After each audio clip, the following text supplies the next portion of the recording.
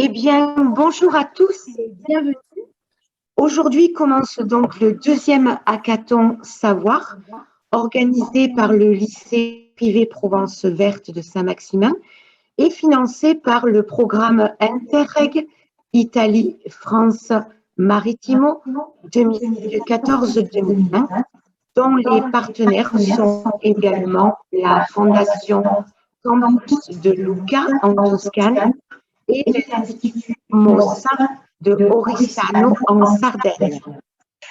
Buongiorno a tutti e benvenuti. Comincia oggi il secondo Hackathon Savoir organizzato dal Lycée Provence Verte a Saint-Maximin, finanziato dal programma Interreg Italia-Francia Marittimo 2014-2020, i cui partner sono anche la Fondazione Campus di Lucca in Toscana et l'Istituto Mossa di Oristano in Sardegna. C'est avec grand plaisir que nous présentons l'événement final de ce travail des différentes équipes qui ont pu échanger avec des entreprises et qui aujourd'hui répondent aux défis lancés par notre partenaire italien. È un grande piacere quindi presentare questo evento finale del lavoro a squadre che hanno fatto donc, i nostri giovani e che hanno potuto anche interagire con le aziende e oggi quindi rispondono alla sfida lanciata dal nostro partner italiano che ricorderemo adesso. Donc, notre fameux défi, cette problématique, je vous la cite, comment les jeunes peuvent-ils être acteurs et moteurs du tourisme vert en utilisant la techno-écologie, en valorisant le territoire par la création de nouveaux emplois, notamment dans le domaine de la culture et des loisirs. Quindi ricordiamo la sfida appunto lanciata dal partner italiano: come possono i giovani essere attori e motori del turismo verde utilizzando la tecnoecologia e valorizzando il territorio con la creazione di nuovi posti di lavoro, in particolare nel campo della cultura e delle attività di svago.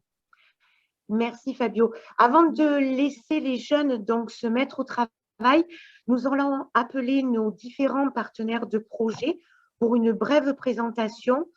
Mais d'abord, je laisse la parole à Fabio Forgione, mon collègue, enseignant en langue, qui représente notre directeur, notre chef d'établissement. Une belle pensée à vous, Monsieur Christian Brayer. Oui, donc rebonjour à tout le monde. Avant de commencer, justement, on va présenter un petit peu notre lycée avec mes collègues Françoise Garbini et Nadia Chaffot. Donc, je représente aujourd'hui M. Breyer, directeur du lycée. Notre établissement est situé à Saint-Maximin, dans le Var. Il est principalement agricole, mais avec des formations professionnelles, générales et technologiques. Nous avons environ 550 élèves et 100 jeunes en apprentissage qui sont salariés d'entreprises sur le territoire de la Provence Verte, dans le domaine agricole et services. C'est pour cette raison que nous sommes particulièrement heureux de participer à ce magnifique projet et fiers aussi d'organiser ce deuxième hackathon avec tous les enjeux que ça représente, surtout pour nos jeunes. Donc voilà, on souhaite tous ensemble bon travail. Merci Fabio.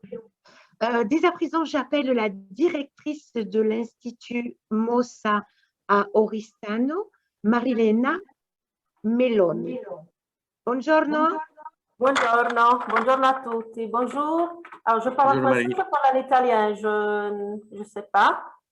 En français, c'est mieux ou non? Dites-moi. Français ou italien, on va gérer les deux. Ah, d'accord. Alors, bonjour à tout le monde. On a participé à ce projet avec la Toscane et le lycée privé Provence Verte. On est très content d'avoir fait ça. Alors, notre institution, de quoi s'agit-il? Je ne sais pas si Fabio peut lancer la vidéo que je envoyais. Avec ça, vous pouvez voir virtuellement notre institution. Alors, il s'agit d'un institut, d'une école technique, d'un lycée technique, même si en Italie, la différenciation avec lycée d'autres, les techniciens, c'est différent. Alors, il s'agit d'un grand immeuble. Là, il y a beaucoup de cours d'études. Vous les avez vus. On a une étude, un cours d'études commerciales avec une possibilité de programmer des études en informatique commerciale en même temps. Puis il y a un cours d'études technicien avec le tourisme. Une particulière attention est donnée par les cours du tourisme et du tourisme sportif. Puis, il y a encore un cours technicien proprement dit, c'est-à-dire avec la possibilité d'approfondir, d'élargir des compétences, surtout dans le champ aéronautique et puis dans le champ de la production et de la projection des immeubles. Il y a encore deux cours pour les adultes, un cours qui travaille dans un pénitentiaire et d'autres qui travaillent dans un cours pour les adultes le soir, pour les adultes qui travaillent. Alors, comme vous voyez, il y a beaucoup de laboratoires parce que notre principale activité, ce sont surtout les laboratoires d'informatique, laboratoires de navigation aéronautique, je crois, on dit ça, et puis encore des laboratoires là où on projette des immeubles, laboratoire linguistique, de physique, de sciences, de chimie et de langues, bien sûr. Enfin, beaucoup d'activités sportives, beaucoup. La natation, mais aussi le golf, les canoës, le windsurf, l'athlétisme, etc. Quel est notre objectif? L'objectif est de former des jeunes qui peuvent s'adresser au monde du travail. Ils peuvent s'adresser s'ils ont des compétences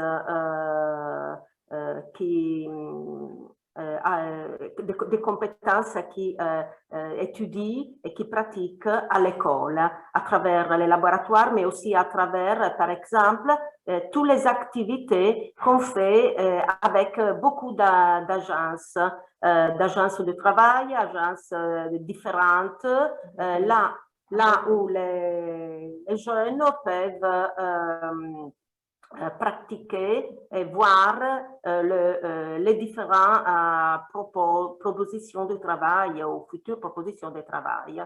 Alors, avec cette vidéo, vous pouvez mieux comprendre ce que je viens d'analyser et dont je vous fais une synthèse. À côté de moi, il y a la prof de français qui a participé à ce projet et donc elle va compléter la présentation de mon institution. C'est la prof Piras Rossana. Bonjour. Si vous avez des questions, je peux répondre s'il y a des curiosités. Voilà. Je pense que vous avez très bien présenté. È stato tutto molto chiaro. Ensuite, je peux ajouter que pour le projet Savoir, les élèves ont fréquenté des heures de formation, soit en français, soit des formations sur les entreprises, sur le projet lui-même. Et donc, ils se sont bien formés à l'école avec la collaboration de notre collègue de français. Donc, ils ont bien travaillé soit en français, soit comme formation de l'équipe savoir. Donc, tout à fait. On a fait la même chose de notre côté, effectivement. Oui, c'est la même chose. Oui, merci beaucoup parce que c'est vrai que vous n'avez pas du tout eu besoin de traduction. Bravo pour votre français. Vraiment Merci. bravo. Merci à toutes les deux. Merci beaucoup, surtout Marilyn.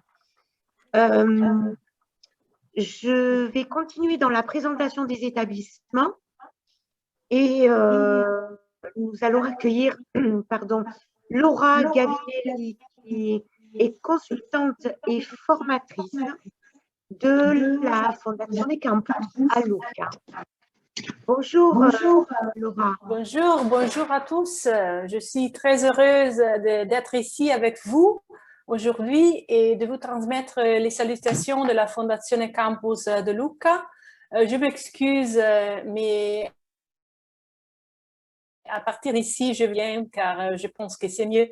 Je l'étudie au lycée, le français, je l'aime, mais je pense qu'il n'est pas suffisant dans cette occasion. Donc, je vais parler en italien si je peux. Oui, sans problème. Grazie. Ho provato a fare un saluto comunque agli amici e ai partner francesi e grazie dell'invito.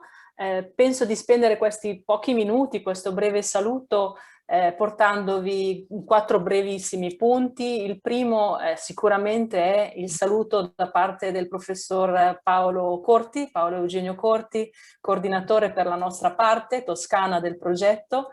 Non è potuto essere qui perché esattamente in questo momento, oggi, sta aprendo l'hackathon dell'altro Interreg Turismo nel quale siamo parimenti impegnati. Quindi c'è stata una concomitanza di impegni che gli ha reso impossibile essere qua, ma sicuramente ci pensa e invia i suoi saluti e fa un grande in bocca al lupo anche agli studenti che si stanno per attivare in questa intensa giornata, anzi in questo evento di 2 giornate. Quindi questo era il primo punto. Je vais procéder avec cette présentation de notre établissement avec différents points. Le premier est le fait que je représente donc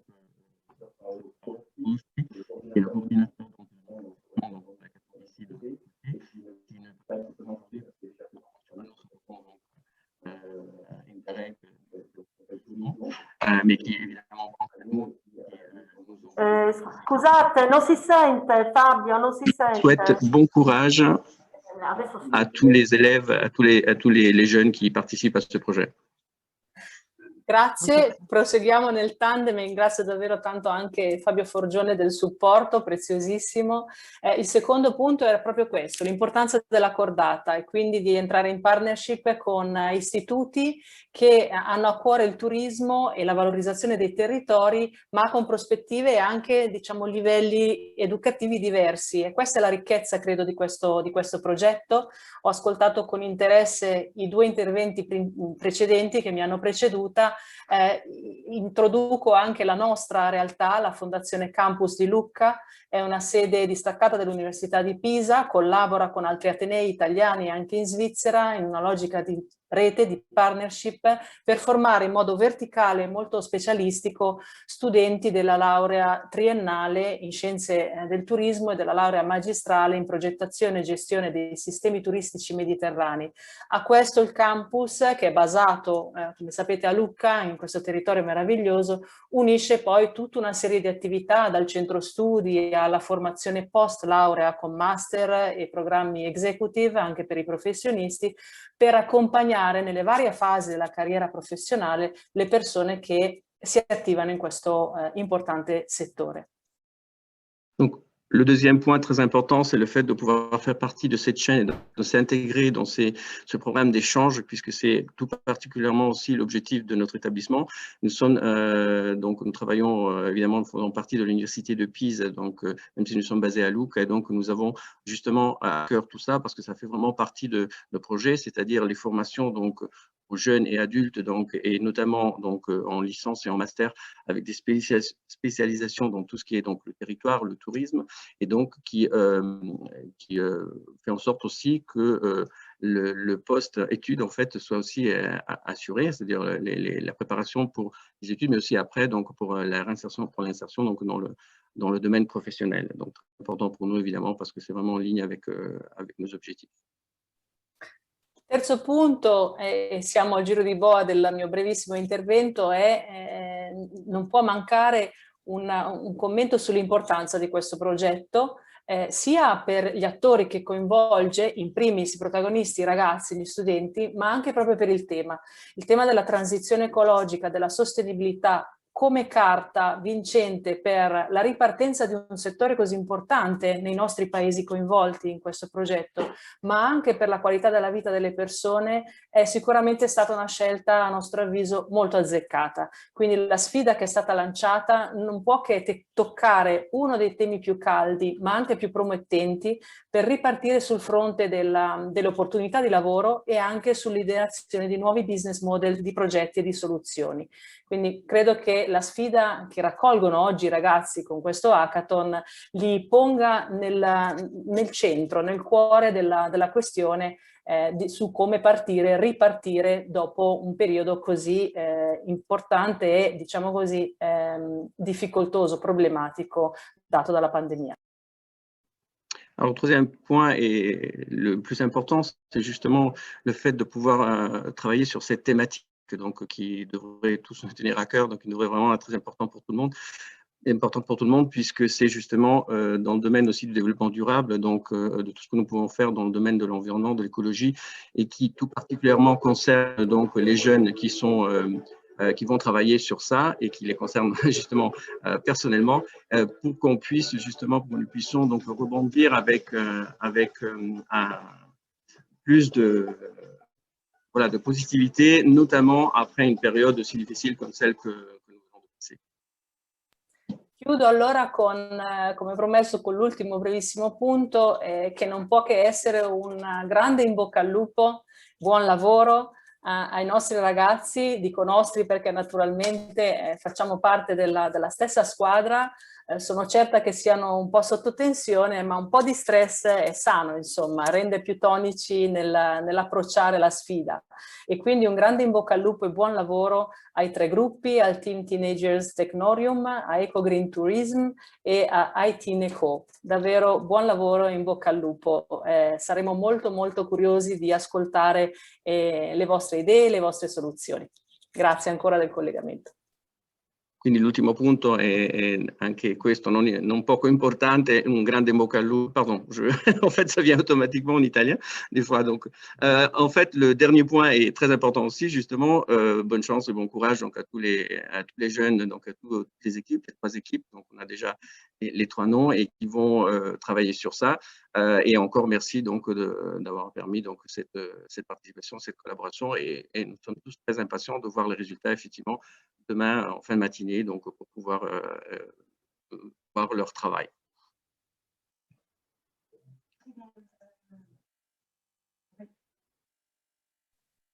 Très bien, merci, merci à tous. Ce sont les joies du direct. Excusez-nous avec cette petite sonnerie dans notre cadre donc, scolaire à la fois en présentiel. Sans plus tarder, puisque les minutes tournent, ils sont prêts. Nous allons donner donc le feu vert à nos jeunes pour qu'ils avancent dans leur travail. Nous, on vous donne rendez-vous à 10h30 pour l'intervention par l'intermédiaire de notre chargée de mission, Nadia Chafou, pour l'intervention de Paolo Costa, qui présentera donc son entreprise en Sardaigne. Moi, je dis bon travail avec l'équipe et puis à tout de suite. Allora, quindi senza tardare lasciamo il posto e diamo il via allo start ai ragazzi per poter continuare a lavorare sui loro progetti, sulle loro idee. Ci diamo appuntamento comunque alle 10:30 per l'intervento del signor Paolo Costa, che presenterà quindi la sua azienda in Sardegna. grazie all'aiuto della nostra collaboratrice Nadia Chaffo, donc, e quindi potrà dare qualche elemento in più di lavoro per tutti i nostri team, le nostre squadre. Quindi ancora in bocca al lupo, buon lavoro a tutti e ci sentiamo, ci vediamo dopo. Grazie a tutti per aver partecipato. Nous voilà donc de retour et je laisse la parole à notre chargée de mission, Nadia Chaffo, qui va nous présenter donc une interview avec Paolo Costa. Juste avant, j'oubliais, je vais quand même présenter nos jeunes qui sont en travail. Il y a trois équipes. Il y a la Team Teenager Technotorium. Ensuite, il y a l'équipe EcoGreen Tourisme et la dernière équipe Itin Eco. Quindi presentazione rapida dei tre team, effettivamente non l'abbiamo fatto prima, con i nostri giovani già pronti a lavorare, quindi la team Itin Eco, Teenager Technotorium Team e EcoGreen Tourisme. Bonjour à tous. Donc Paolo, merci beaucoup d'être venu nous rejoindre pour le défi des jeunes français. J'espère que vous allez nous parler de votre entreprise comme vous savez le faire si bien, avec beaucoup de passion pour inspirer nos jeunes. Et donc, je vous remercie d'avance. Nous avons informé nos équipes qu'elles pourront pas poser des questions à la fin, comme vous l'avez demandé. Voilà.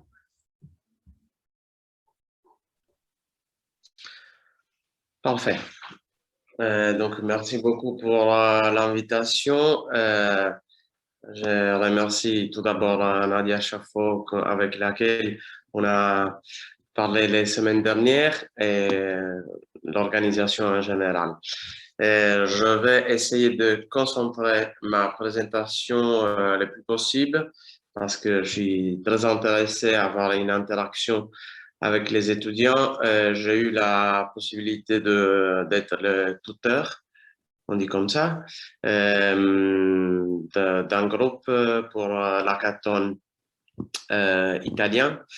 Et donc, ça a été une belle occasion de confrontation,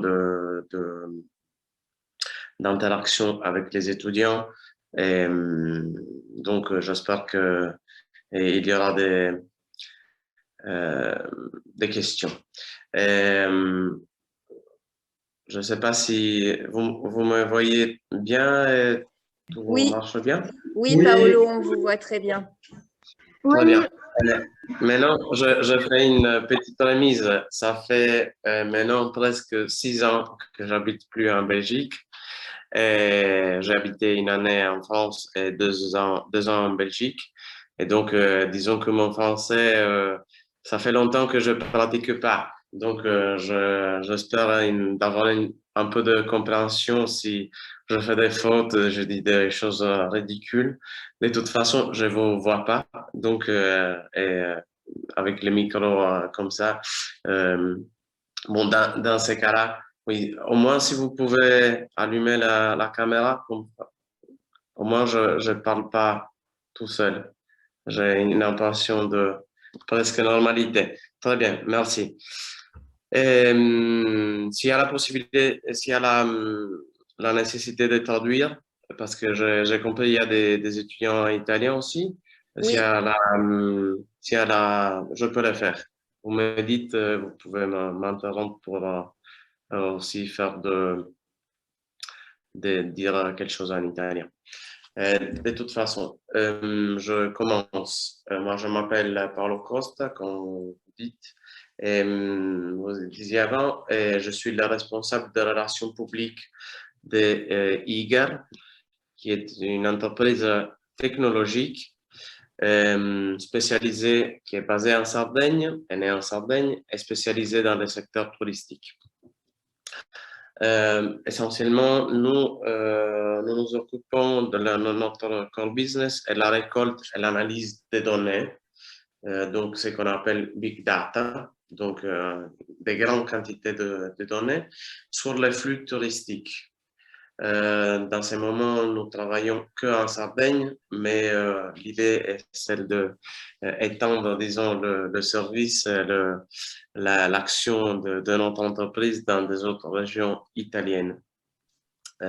Disons que le 2021 aurait été l'année de l'expansion, selon le business plan que nous avons fait à la fin de 2019.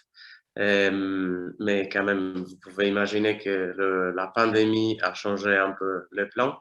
Et donc, là, nous sommes encore en Sardaigne, mais on espère que l'année prochaine sera l'année de l'expansion. Dit cela, donc je disais récolte et analyse, donc les deux choses, parce que nous avons une app de promotion touristique. Je vais le dire plus tard, l'entreprise est née en mars 2017 et en juin 2017, nous avons publié une app de promotion touristique qui s'appelle Heart of Sardinia, donc Cœur de Sardaigne en anglais, qui est l'instrument de récolte des données. Cela signifie que nous faisons le profilage, le traçage des utilisateurs de l'app, qui est une chose qui se passe très souvent maintenant. Il y a tout un marché des données qui se développe et clairement en respectant les normes sur l'utilisation des données personnelles. Donc, les données sont anonymes. Disons que on fait une agrégation aussi des données.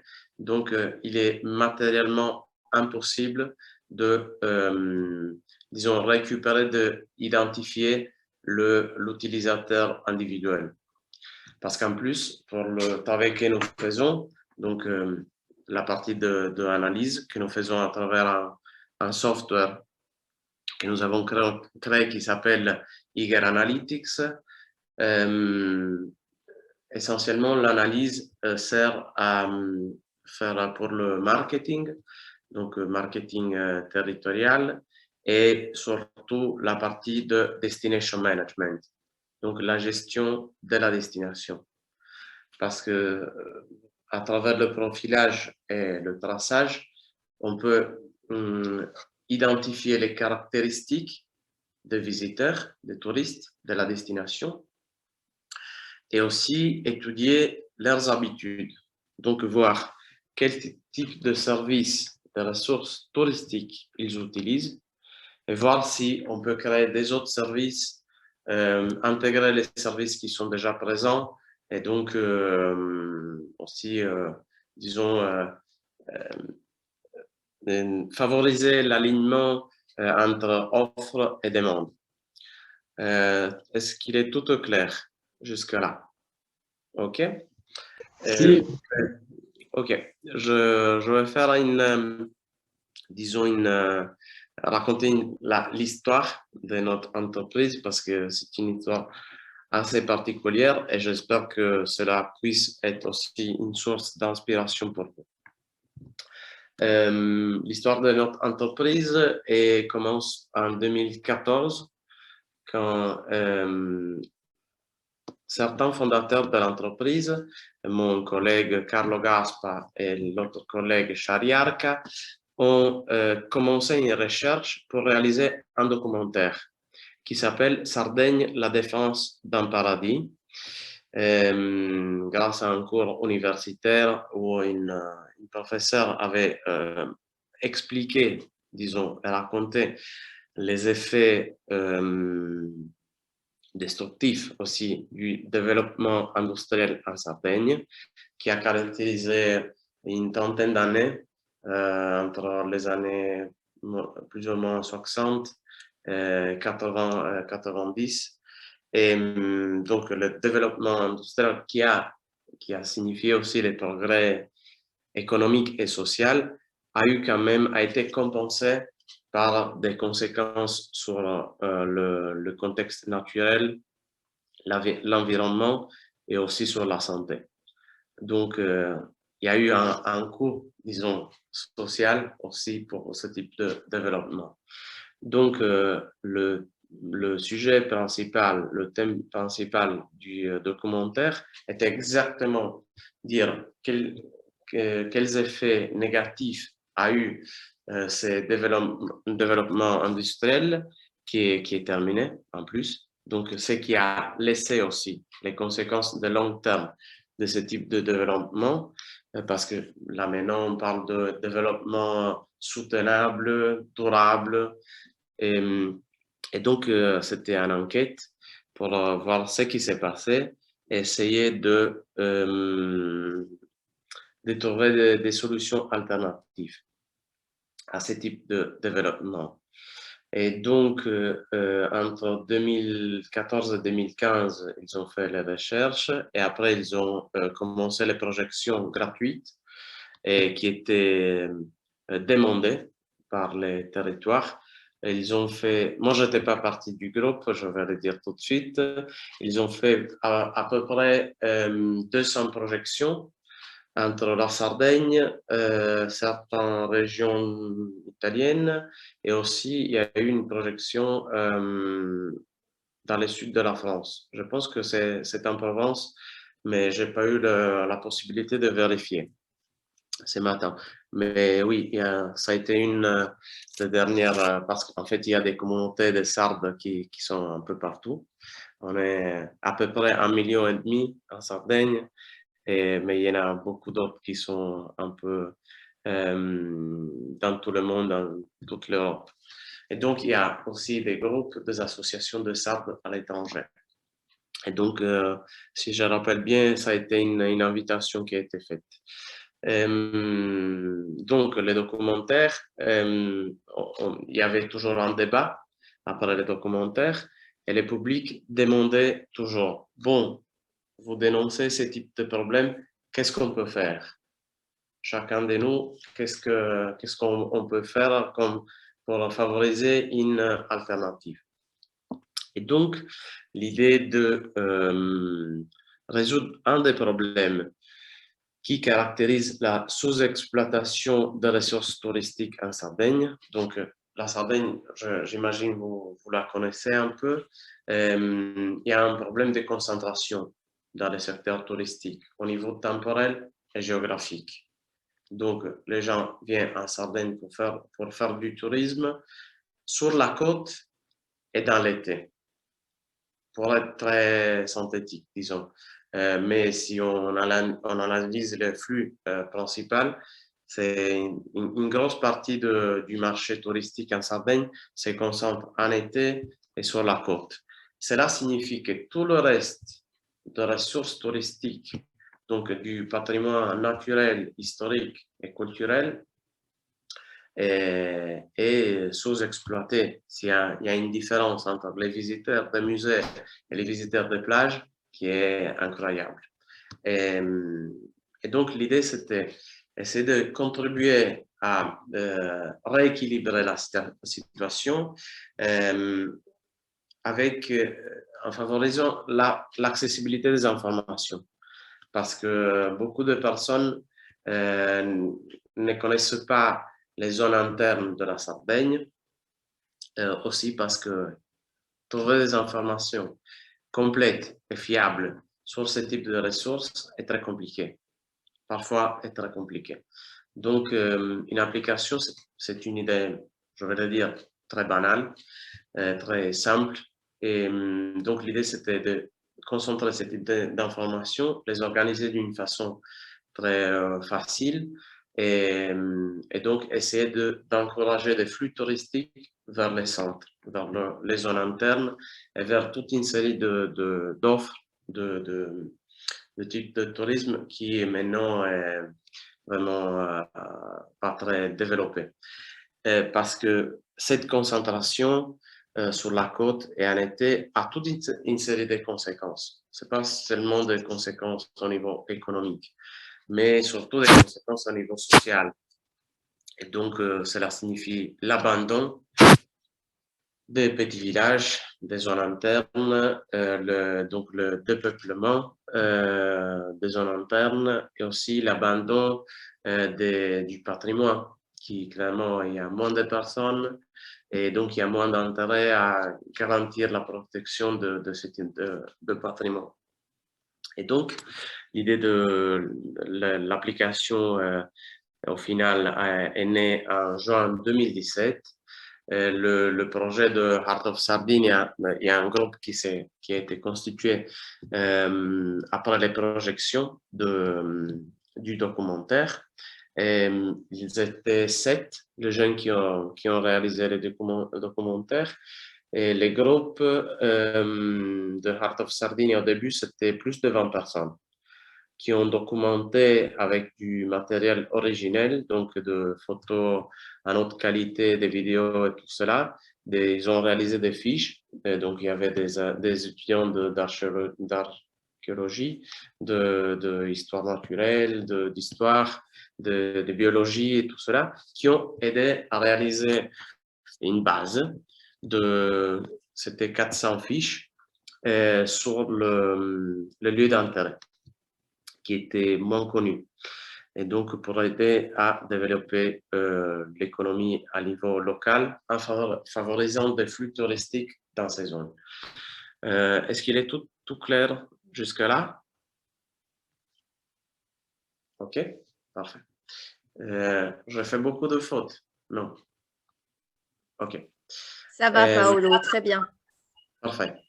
Donc, je disais, donc l'application, l'entreprise a été créée en mars 2017 et l'application a été publiée en juin 2017.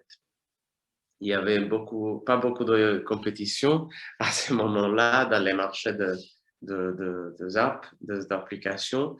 Bon, après 4 ans, il n'y en a pas beaucoup toujours, mais après 3 mois, on a eu plus de 10 000 téléchargements, qui est un nombre considérable vu qu'effectivement, il n'y a pas eu un investissement incroyable de ressources sur cela. Donc, on a eu beaucoup d'intérêt parce qu'aussi, il y avait tout un groupe de personnes qui suivaient aussi les groupes du documentaire. En 2017, moi, j'ai rejoint le groupe en septembre-octobre 2017 parce qu'à l'époque, il participait à une compétition de start-up qui s'appelle StartCap. Et donc, on a participé avec une idée de faire intermédiation touristique sur le marché des expériences. Parce qu'en fait, avant, j'ai oublié de dire, dans l'application, il y a 3 sections principales. Lieu d'intérêt, expérience et événement. Donc, quand on appelle, je ne sais pas en France, mais en italien en général, quand on parle d'expérience, on veut dire les produits touristiques comme je ne sais pas, les trekking, les dégustations, les visites dans les entreprises viticoles et tout cela, les excursions en bateau, tout ce type disons, c'est un terme scientifique, si on peut dire cela. La définition serait un peu plus étroite. Nous, on appelle ça, en France, des activités. Des activités, oui. Oui. En italien, on dit tourisme expérientiel, je ne sais pas. Oui, c'est juste. Disons, c'est la mode très... bon, j'ai des commentaires personnels sur cela parce qu'au final, un voyage, c'est toujours une expérience, mais quand même, c'est une définition. Disons qu'une expérience, la définition plus étroite, est celle qui implique une participation active du visiteur. Donc, faire théoriquement déguster un vin, par exemple. Déguster. Déguster un vin. C'est pas, disons, forcément une participation active. Faire le vendage, on dit comme ça, oui. Les vendanges. Oui, ou préparer les pâtes traditionnelles, cela implique une participation active. Donc, théoriquement, ça, c'est une expérience. De toute façon, petite parenthèse. Donc, l'idée initiale, disons, pour développer un business. Donc, jusque-là, j'ai raconté une vision générale disons, du projet qui est né comme projet à but non lucratif au début. Comment transformer une idée, donc une vision idéale, dans une entreprise soutenable. Et donc, gagner de l'argent pour pouvoir développer cette idée. Et donc, l'idée, c'était, comme je disais, l'intermédiation des expériences, des activités au niveau digital à travers l'application. Après, disons, on n'a pas gagné la compétition et ça a été une belle expérience, disons, à travers laquelle changer aussi d'idées parce qu'au final, c'était pas ce qu'on voulait vraiment faire, c'était pas vraiment soutenable. Et donc, on a continué en tant qu'agence de communication pendant plus ou moins une année. Et en 2019, à travers des collaborations et tout cela, on a finalement développé et trouvé notre route, disons, avec la récolte et analyse des données sur le flux touristique. Cela, je le dis, je fais un passage rapide, mais c'est juste pour dire que grâce à ce type d'expérience que vous faites maintenant, c'est pas, on peut changer, disons, l'idée d'entreprise aussi. Donc, il faut l'adapter disons, aux attitudes des fondateurs et aux demandes aussi du marché. Ce qui peut marcher et ce qui peut pas marcher. Après, ce sont des évaluations personnelles, mais quand même, c'est pour dire que même si vous avez une idée, vous participez à des compétitions et vous gagnez pas, c'est pas que l'idée n'est pas forcément bonne. Peut-être c'est juste nécessaire de l'adapter au contexte et trouver sa propre route. Disons qu'il y a beaucoup de startups qui commencent avec une idée et qui, au final, changent petit à petit.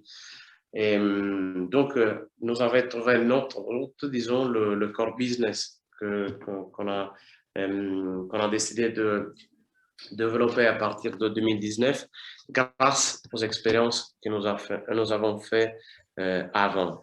Parce qu'on a réalisé que sur le marché des données, il n'y avait pas, en fait, il n'y avait pas beaucoup d'entreprises, mais il y avait la nécessité. Parce que le secteur touristique commence à se digitaliser. Donc, on a les instruments, on a aussi les prémices, disons, en termes de données, pour pouvoir gérer d'une manière plus scientifique, disons, les destinations. Et donc, trouver d'une façon plus efficace notre target et aussi organiser et optimiser l'organisation des services sur le territoire. Et donc, à partir de 2019, je disais, on a fait 2 tests avec une manifestation culturelle. Donc, on a été, qui s'appelle Monumenti Aperti. Vous voyez, il y a une catégorie dans les lieux d'intérêt qui s'appelle Monumenti Aperti et qui implique des étudiants volontaires qui ouvrent les monuments de leur village, de leur ville, pendant un week-end. Et en 2019, ils ont impliqué, le projet a impliqué à peu près 60 mairies communes dans toute la Sardaigne. Et donc, nous, on a été l'arc régional de la manifestation, de cette initiative culturelle. Nous avons étudié le flux touristique. Ça a été un premier test. Le deuxième test a été sur une zone de la Sardaigne qui s'appelle Riviera di Gallura. Ce sont 3 communes dans le nord-est. Et on a, dans ces cas-là, les traçages, c'était entre juin et septembre 2019. et à peu près 25 000 utilisateurs de l'application. Donc, on a validé, disons, sur le marché ces types de produits, donc tout marchait bien. Et en 2020, disons, il y avait l'ambition, disons qu'en mars, on était en train de faire des contrats, des contrats avec toute une série de communes. Et le Covid est arrivé et clairement, vous savez bien, le secteur touristique a été frappé d'une manière très particulière. Et donc, pour le tentative de survivre à cette situation, donc s'adapter au contexte en exploitant les structures et l'organisation qu'on avait déjà, on a introduit dans l'application un système de réservation digitale. Qu'au début, disons qu'en avril 2020 de l'année dernière, on parlait qu'il aurait fallu réserver sa place à la plage pour aller dans des conditions de sécurité dues au Covid. Et donc, on a introduit ce système dans l'application. Au final, il y a une plage qu'il a utilisée qui s'appelle Cala Golorizze, qui a récemment renouvelé la collaboration. Et c'est une toute petite plage dans la côte orientale de la Sardaigne, est très petite. Il faut marcher 4 km pour y arriver.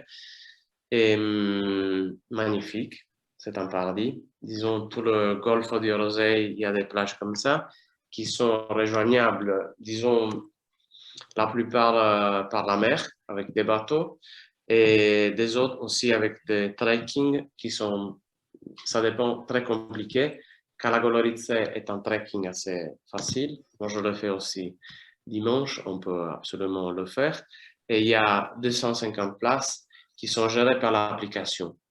Et donc, l'année dernière, on a géré à peu près 25 000 réservations. On avait commencé avec la réservation gratuite. Et après, ils ont demandé d'intégrer les systèmes de paiement. Et donc, on a intégré PayPal dans ces cas-là et on l'a testé, disons, massivement et tout a marché bien. Et disons, on a décidé aussi d'élargir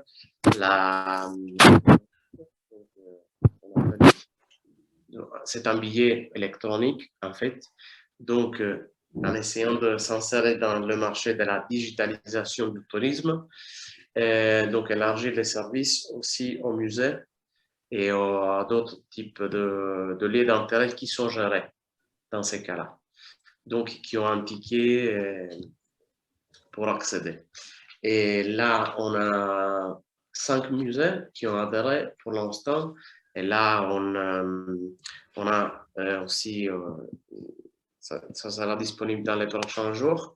On a réalisé aussi une web app qui est liée à notre site heartofsardinia.com qui sera disponible très tôt pour offrir aussi, compléter l'offre pour la digitalisation de tickets. Donc, ça sera possible de réserver dans l'application et à travers cette web app.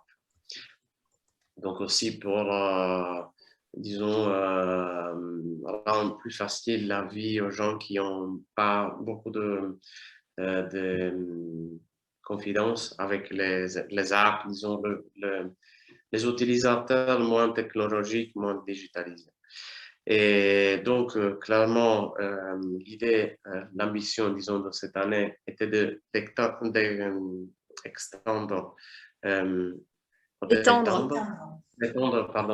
le service aussi aux expériences et aux événements. Donc, faire tout à fait récupérer l'idée de l'intermédiation des activités et aussi faire les billets électroniques pour les événements, principalement les festivals.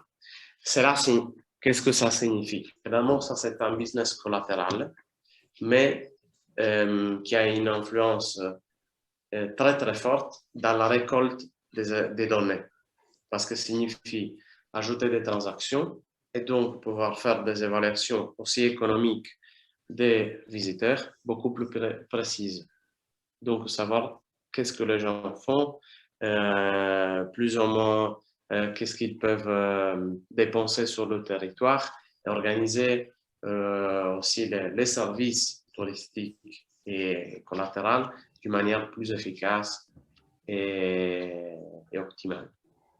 C'était pour prévoir un petit peu le flux touristique dans les différents commerces ou dans les différents musées. Ils auraient comme ça une prévision de savoir combien de personnes vont venir pour ensuite mieux s'organiser.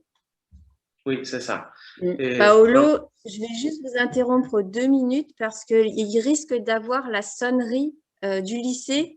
Que vous ne soyez pas trop perturbés, c'est la sonnerie des récréations. On n'a pas réussi à la faire couper, donc on s'en excuse. Ça n'a pas marché. Sono le gioie della diretta.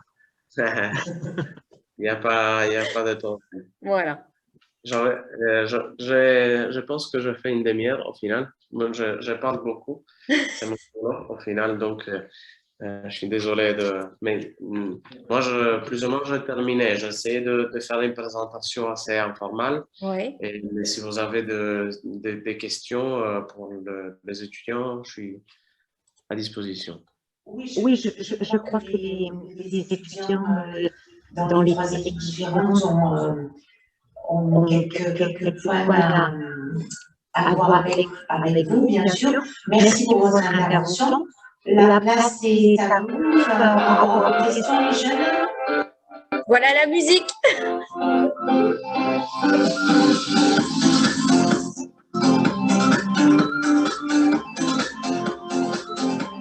Allez François, tu danses avec moi?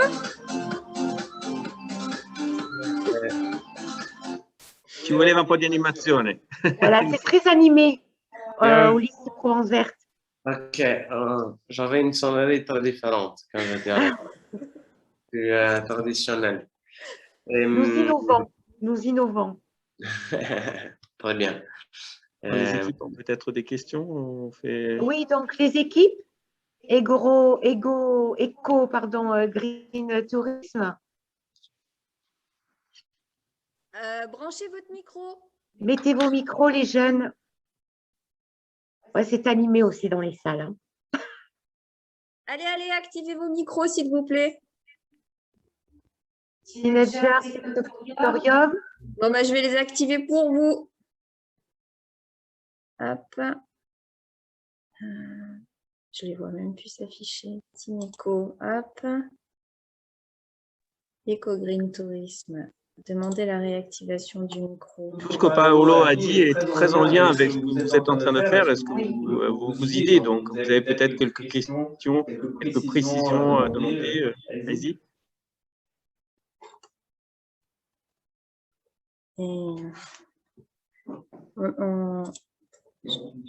Je ne sais pas, j'arrive. Éventuellement, posez-les par écrit dans le chat, si vous voulez, comme ça, Paolo peut les voir et répondre directement. Vous pouvez...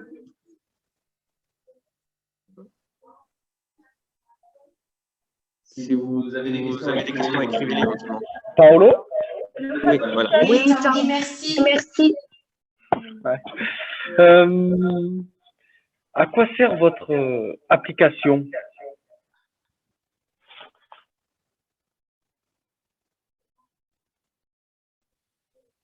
Pardon, il y a une sorte de retour avec Claudio. Je n'ai pas entendu. Vous m'entendez? Oui. À quoi sert votre...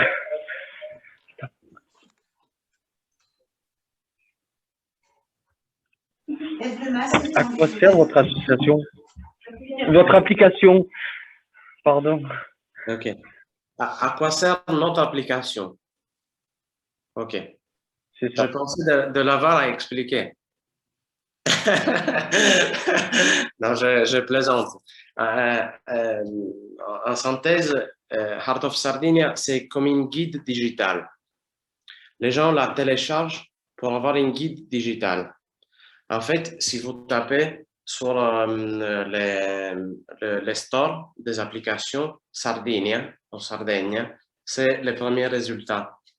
Donc, les gens qui recherchent des informations sur la Sardaigne, sur ce qu'on peut faire, ce qu'on peut visiter, recherche, qui font ce type de recherche, trouvent Heart of Sardinia comme résultat. Et en fait, l'organisation de l'application est liée à ce qu'on appelle proximity marketing, donc la géolocalisation, qui est la base de données aussi que nous recueillons. Donc, ça veut dire, quand tu arrives en Sardaigne, je ne sais pas, de la Provence, vous pouvez partir de Toulon, par exemple, et arriver à Porto Torres, si je rappelle bien, et avec le bateau, et vous téléchargez l'application, et vous allez trouver des lieux d'intérêt les plus proches. Vous allez voir les plus proches. Il y a en fait deux façons de consulter les informations. C'est à partir de plus proches, les contenus, les fiches des lieux d'intérêt les plus proches. Et aussi, il y a une carte, une map, où on peut voir des zones un peu plus élargies. Donc, les gens, par exemple, une dynamique qu'on a vue l'année dernière, c'est que les gens téléchargeaient l'application pour aller à Cala Goloritze. Normalement, ils allaient un jour, parce que c'est assez fatigant aussi d'y aller d'été. En plus, il fait chaud. Et donc, ils utilisaient l'application pour aller un jour à Cala Goloritze. Et après, ils l'ont utilisé aussi pour voir le reste du territoire. On a vu que à peu près 8000 personnes ont visité des lieux historiques et culturels. Sur les 25 000 personnes qui sont allées à Cala Goloritze, 8 000 personnes ont visité des musées, des sites archéologiques et tout cela. Donc, c'est une véritable guide pour essayer de compenser les gaps qu'il y a entre les tourismes balnéaires et donc exploiter, disons, l'acteur principal qui est la plage.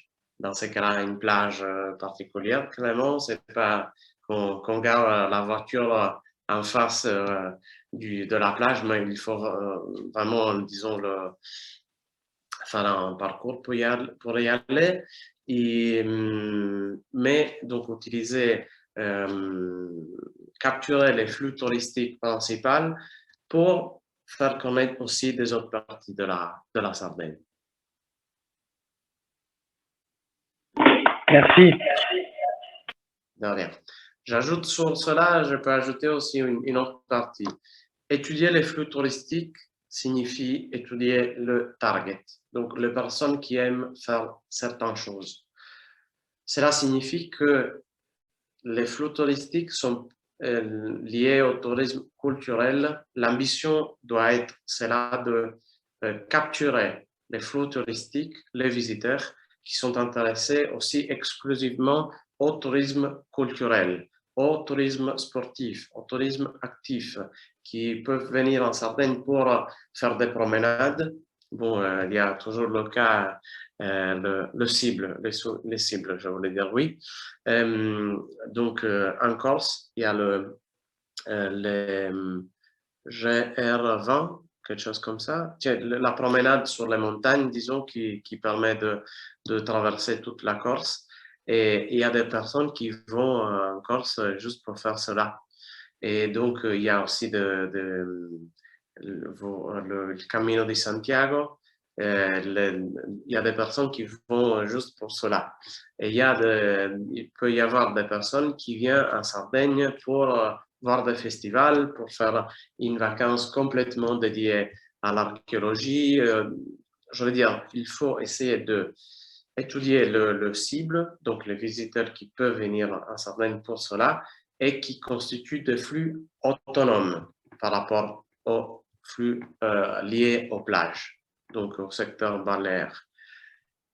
Je ne sais pas si cela, on peut le faire aussi grâce à ce type d'études qu'on peut faire grâce aux données que nous recueillons. Oui, les données, en fait, grâce à l'application, elles vous permettent de pouvoir cibler des nouvelles personnes et des nouvelles activités. Oui, c'est ça. Parce que ça sert à décrire aussi les flux qui existent, mais aussi faire des analyses prédictives pour capturer des flux nouveaux, disons, des autres personnes qui viennent en Sardaigne. Là maintenant déjà, par exemple, on a perdu déjà en 2019, c'était la première année où les visiteurs étrangers ont surpassé les visiteurs italiens. Parce qu'il y a des nouveaux services touristiques, disons, qui sont en train d'être développés et qui sont appréciés plus par un public étranger par rapport au public italien qui est très concentré dans les mois de juillet, août, plage et tout cela. Est-ce que vous avez d'autres questions, les équipes?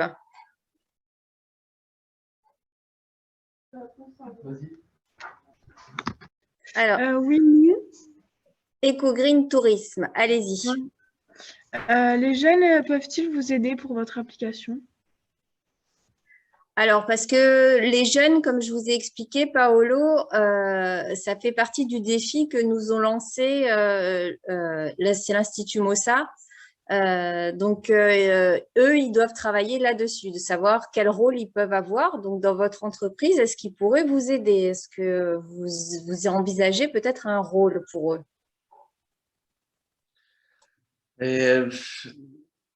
Je comprends un peu plus la question.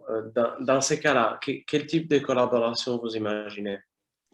Bien, les jeunes, ils ont des connaissances particulières puisque c'est leur univers, leur manière de fonctionner. Donc, ils ont des loisirs, des activités qui sont spécifiques aux jeunes. Et en cela, ils pourraient peut-être contribuer dans votre application à vous aider. Alors, bon, c'est une bonne question parce que je vais essayer de répondre. On a impliqué des groupes de jeunes pour avoir, par exemple, de feedback, donc pour tester l'application et voir si ça correspond aussi aux expériences digitales, disons, pour la rendre plus user-friendly, disons, parce que c'est aussi un public. Disons que sur la base de nos données, il y a un certain équilibre entre, disons, les utilisateurs. Donc, il y a aussi des personnes de plus de 60 ans, de 70 ans qui ont utilisé l'application. Clairement, les publics plus digitalisés et c'est plus jeunes.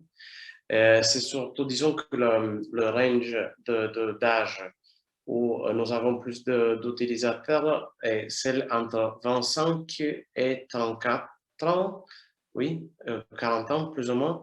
Donc, c'est la plupart des utilisateurs. Et donc, il y a, je pense, disons, ces deux côtés, le testing de l'app, donc pour la rendre un peu plus user-friendly, et la partie des communications. Donc, d'essayer de tranche d'âge. Et aussi la partie de communication, donc essayer de cibler, disons, avec les bons moyens qui nous intéressent. Disons, sur la base de... Parce qu'après, ce que je disais, la base des données qu'on recueille est fonctionnelle aussi à dire je veux cibler ces tranches d'âge, par exemple, ou ces types de marché, cette nationalité. Je pense à un groupe de personnes qui viennent d'une certaine région d'un pays, par exemple. Et donc, sur la base de cela, je ne sais pas si j'ai répondu en fait. Je vais essayer de... Oui, au final, les jeunes, comme ils sont aussi utilisateurs de votre application, ils vous apportent des informations quand même sur ce qu'ils recherchent en termes d'activités touristiques. Oui, disons qu'il y a une partie volontaire vu que l'origine du projet était celle du but non lucratif, on a un groupe de personnes, disons d'amis, de collaborateurs qui nous aident quand il y a par exemple des nouveautés, quand on a intégré aussi la partie de réservation digitale, tout cela, oui, pour l'adapter, disons, à un public digitalisé. Aussi parce qu'il y a beaucoup de services qui s'utilisent maintenant au niveau digital, et donc il faut aussi un peu s'adapter au contexte, ce que je disais avant. Ok. Alors, et maintenant, est-ce que vous avez encore des questions ou alors est-ce que c'est clair? Je pense que l'intervention de M. Costa a été quand même claire pour nos jeunes qui ont démarré ce travail. Et comme leur retour, voilà, merci beaucoup Paolo, merci Nadia. On va peut-être laisser ce laps de temps par rapport à votre intervention. Ah, il y a un groupe qui a une question à poser. Pour que les jeunes puissent travailler encore en équipe. Et nous, on va se retrouver aux alentours de midi, puisque nous aurons une autre intervention cette fois-ci de Cécile Iranzo. Sa structure s'appelle donc la ferme de Tiavan. Et voilà, ça permet aux jeunes de pouvoir rebondir sur ce qui a été dit et de se servir de ces apports. Grazie mille Paolo, quindi l'intervento è stato molto interessante, insomma, tutte le informazioni erano necessarie per i ragazzi. Grazie anche Nadia, quindi adesso lasciamo i ragazzi un po' riflettere su tutto questo, quindi andare avanti con il lavoro e ci diamo appuntamento a mezzogiorno perché avremo un altro intervento da parte di Cécile Iranzo, dunque della Ferme de Tiavan, quindi che permetterà eventualmente di dare ulteriori elementi di lavoro per i ragazzi. Ancora grazie a tutti, grazie mille Paolo et ci diamo appuntamento a mezzogiorno e buon lavoro per il seguito. Merci à tous et puis donc rendez-vous à midi. Bon travail les jeunes. Ciao, grazie. Merci.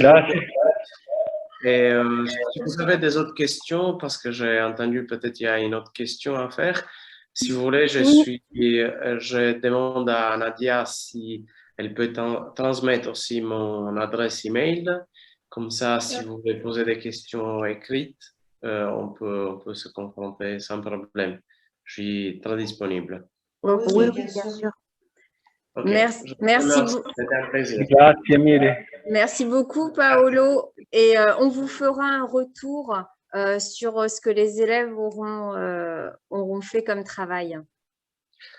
Parfait. Merci beaucoup. Merci à vous pour votre temps. Arrivederci. Arrivederci. Arrivederci. Très juste.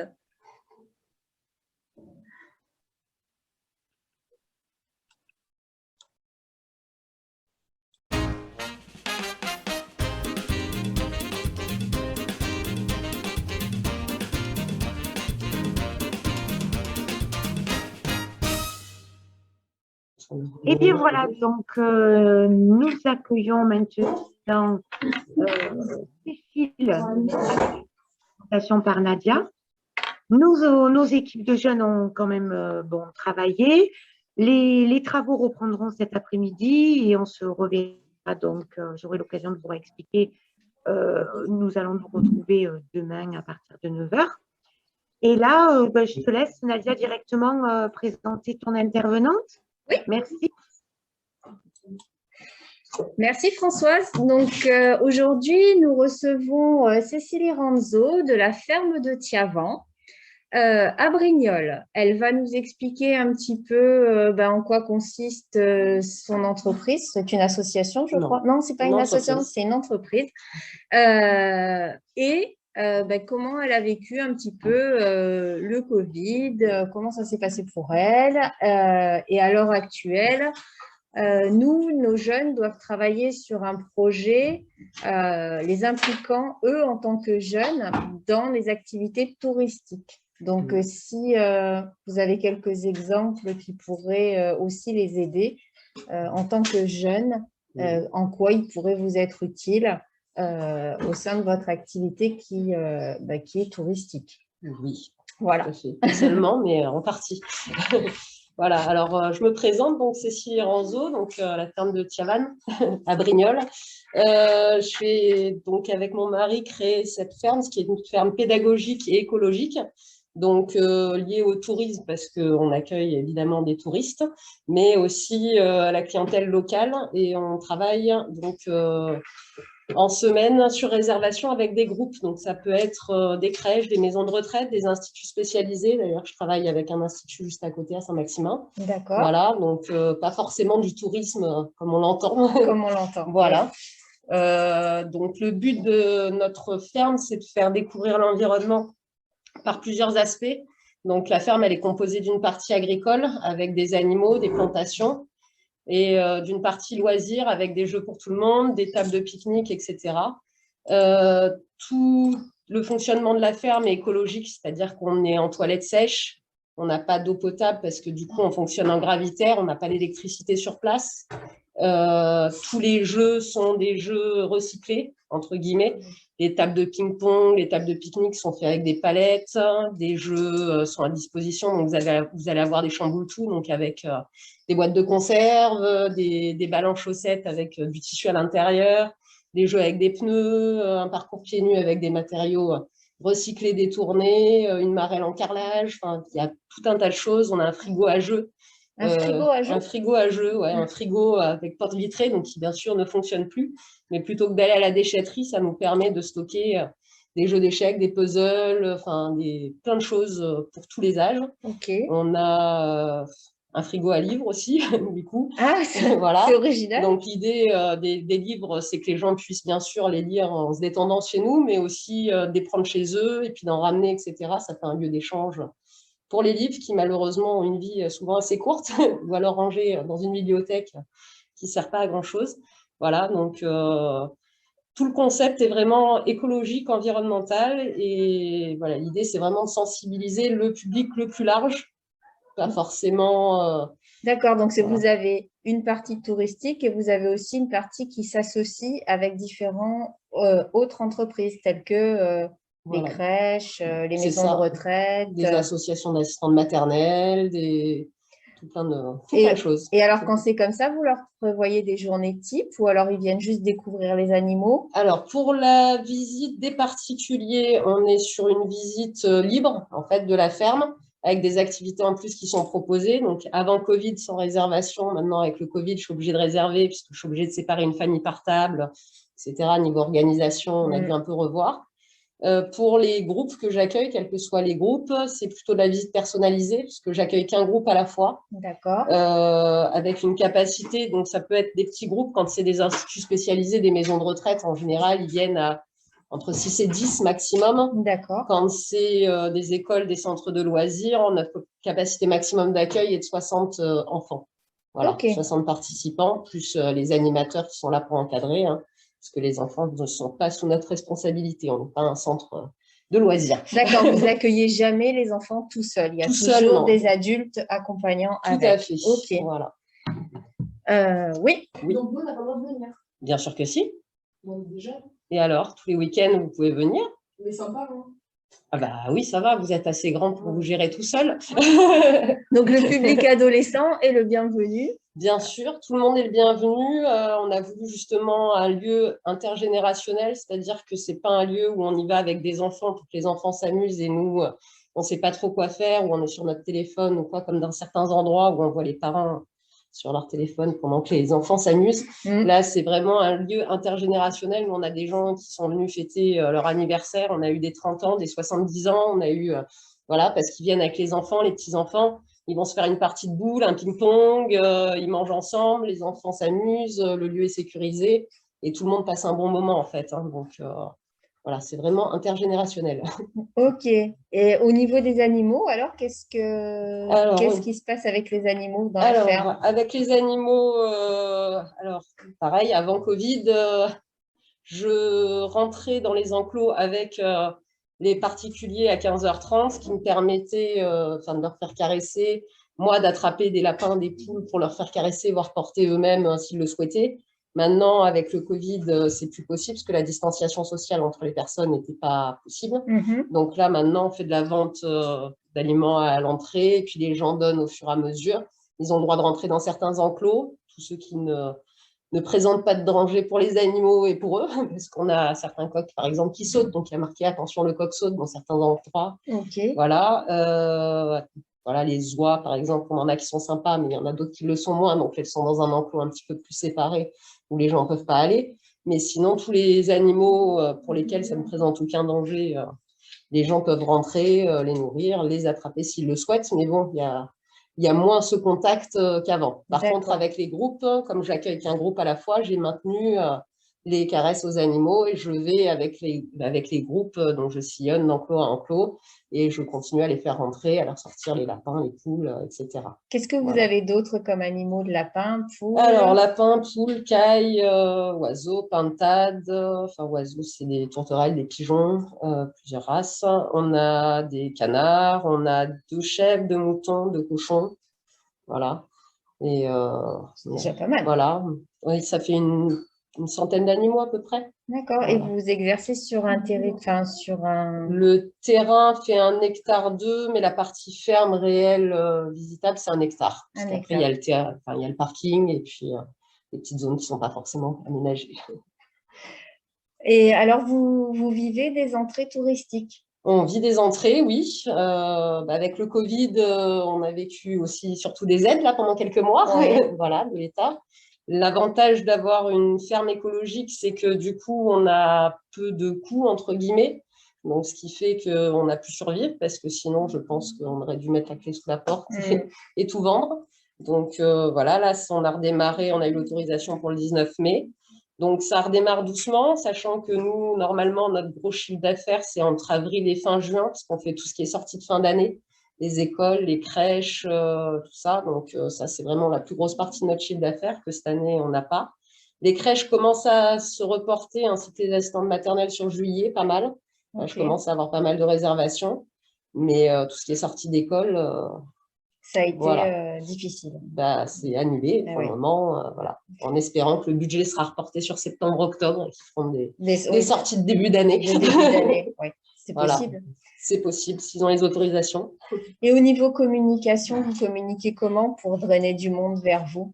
Alors, j'ai un site internet déjà, j'ai une page Facebook, et après je suis référencée à l'Office du tourisme depuis l'ouverture. Et après, il y a pas mal de sites sur lesquels je suis référencée, Visite Var, Ma Visite en France, plein de sites. Voilà. Est-ce que vous aimeriez avoir plus de monde qui vient ou alors votre activité, elle est viable? Alors, on est dans un secteur assez atypique, donc c'est vrai que nous, on a ouvert qu'en 2017. Donc, il faut le temps de se faire connaître, etc. Souvent, on associe les fermes pédagogiques aux enfants, aux petits. Donc, le fait d'accueillir vraiment tout type de public, de faire venir des instituts spécialisés, des maisons de retraite, des choses comme ça, c'est du travail qui met du temps à se mettre en place. Là, normalement, 2020, s'il n'y avait pas eu ce virus, on aurait dû arriver à un équilibre économique. 2021, ça aurait dû être mieux. Malheureusement, on attendra 2022 en espérant qu'il n'y ait plus de soucis d'ici là. Voilà. Là, c'est vrai qu'on n'est pas dans une rentabilité économique normale pour le moment. Je suis sur un projet de digitalisation qui s'appelle, je ne sais plus, j'ai tout pris. Allez-y, consultez vos fiches, c'était pour ça. Voilà, Smart Tourisme. Donc là, c'est justement une aide à la digitalisation, donc avec des professionnels. Donc là, j'ai été retenue, donc maintenant j'attends la suite. Voilà. D'accord, donc vous agissez en tant que partenaire et ces projets-là vont vous apporter de la publicité. De la publicité et puis aussi des rencontres parce que du coup, c'est vrai qu'on est un peu tout seul dans notre entreprise. Je pense que c'est un peu pareil pour chacun et on ne va pas forcément voir ce qui se passe ailleurs, les personnes qui travaillent pas forcément dans notre secteur parce que tu vois, avec les projets que j'ai faits, je me retrouve avec des restaurateurs, avec des gens qui vont faire de la location de bateaux en bord de mer, un monsieur qui fait des balades en ULM. Voilà, des gens que je n'aurais pas forcément rencontrés et que je suis très contente de pouvoir découvrir un petit peu leur activité, d'échanger, voilà, sur différents aspects, etc. Donc ça, c'est pas mal. Là, j'ai été contactée aussi par quelque chose qui s'appelle Defismed. Vous avez peut-être aussi entendu parler. C'est une banque de données, en fait, sur tout le… Donc, j'ai été retenue parmi 100 lieux incontournables environnementaux de toute la côte méditerranéenne. Donc là, ils travaillent vraiment avec tous les pays méditerranéens. Donc, ça va être le Liban, la Grèce, le Maroc, la Tunisie, l'Espagne, etc. Donc, voilà. Tout ça, ça fait aussi de la communication. Dès que je suis sur un projet… Derrière, ils communiquent. J'ai des articles qui vont paraître. Je suis voilà, sur différents forums, différentes pages.